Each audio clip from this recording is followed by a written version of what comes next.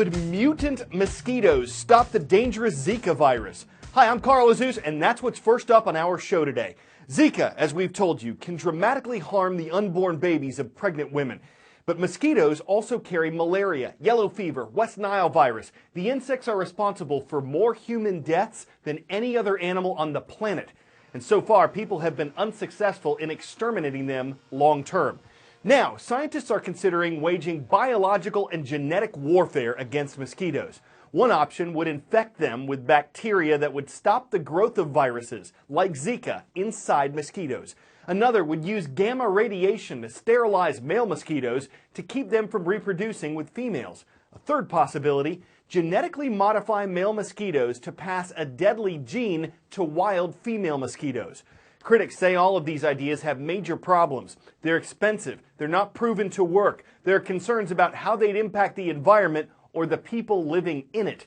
An environmentalist with Emory University says it's possible these methods could become useful tools, though not a silver bullet in fighting off man's deadliest enemy.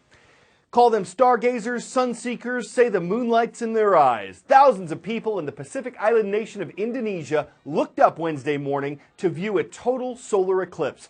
This is when the moon moves directly between the Earth and the sun. The best view was on the Indonesian island of Sumatra, but the event was partially visible from Hawaii to Malaysia to Australia. The next total solar eclipse is expected on August 21st of next year and would be visible in a narrow part of the U.S.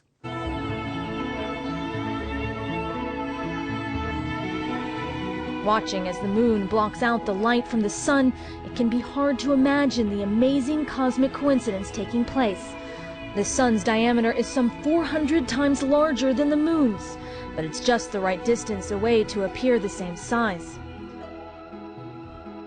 For a couple of minutes, when the sun and moon are perfectly aligned, the moon completely covers the sun's disk. The sun's atmosphere, or corona, can be seen in the dim light along with stars and planets. This so-called totality only exists in a narrow band, where the moon's shadow falls on the Earth. Outside this zone, some observers can see a partial eclipse, where it looks like a chunk has been taken out of the sun. It's not a phenomenon that will last forever. The moon is slowly moving away from the Earth, and one day it will appear too small in the sky to cover the sun completely. If you are lucky enough to see this incredible spectacle, remember, never look directly at the sun, even with everyday sunglasses. You risk causing permanent damage to your eyes.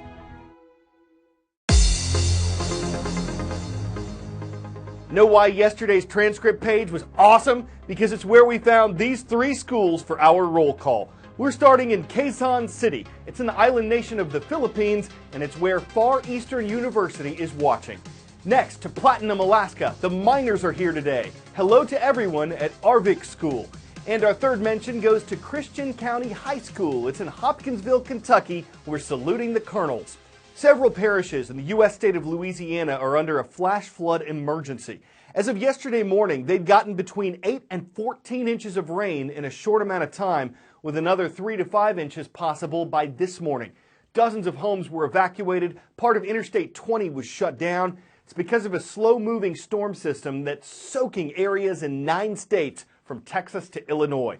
When severe weather strikes, the leading cause of death isn't tornadoes or hurricanes, it's flooding, and drivers are in serious danger. Anytime we have major flooding events, very heavy rainfall, unfortunately the images are all too common of cars being swept right off the road. Many times the driver's still inside and water rescues taking place. It only takes a little bit of water to carry your car off the road. In fact, 6 inches of water will sweep you, me off of our feet. 1 foot of water will float your car, and it only takes 2 feet of water to completely wash your car away. That's why we say it's so important to turn around, don't drown. If you don't know how much water is there, do not drive through it because it could be deadly.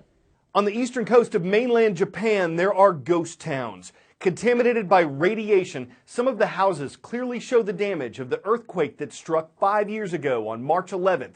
Some were entirely swept away by the tsunami, the wall of water that washed in from the Pacific afterward.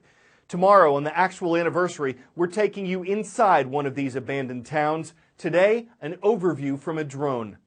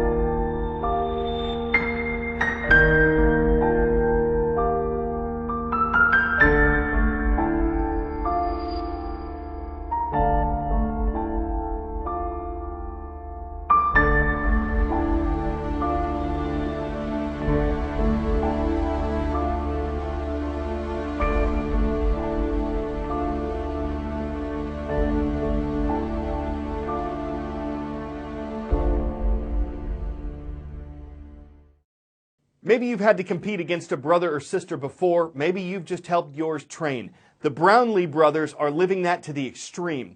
For one thing, they're triathletes, competitors in an excruciating test of endurance.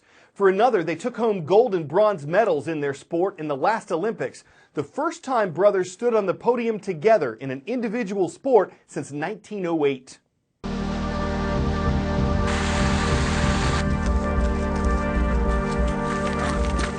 My name is Johnny Brownlee.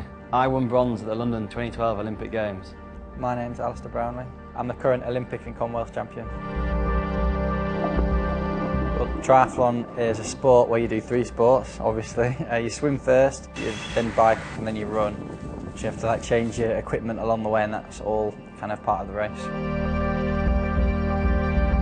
Everything we did, from running around in the garden to playing badminton or football or cricket, everything we did.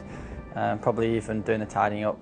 I think our parents taught us to love being outdoors. The fact that when you go out cycling in the Dales, you can explore new roads. Even now, you find new roads. Just love being outside and being active.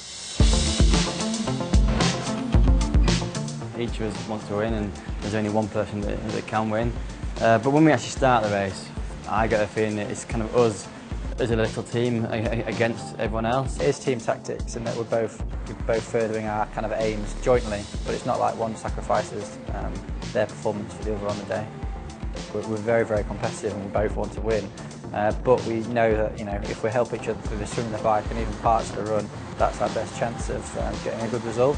But once it comes down to the last part of the run, all those bets are off, and we're just racing to win, basically.